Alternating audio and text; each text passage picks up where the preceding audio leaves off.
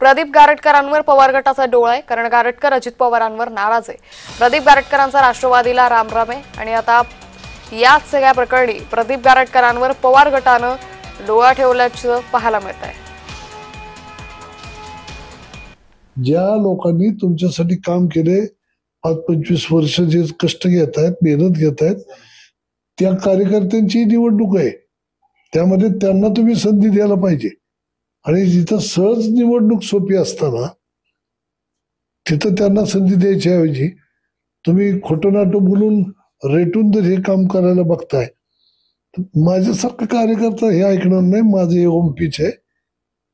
गारटकरांचे आणि माझे कौटुंबिक संबंध अनेक दशकाचे आहेत। जरी त्यांनी आमच्यात काही राजकीय मतभेद झाले असतील तरी गारट कुटुंबात आणि आमच्या सगळ्यांच्यात मनभेद कधीच नव्हते, कालही नव्हते, आजही नाहीत आणि उद्याही होणार नाहीत। कारण का शेवटी ही प्रेमाची नाती असतात। अनेक वर्ष आम्ही एकत्र काम केलेलं आहे। त्यांनी काय राजकीय त्यांचे निर्णय घेतले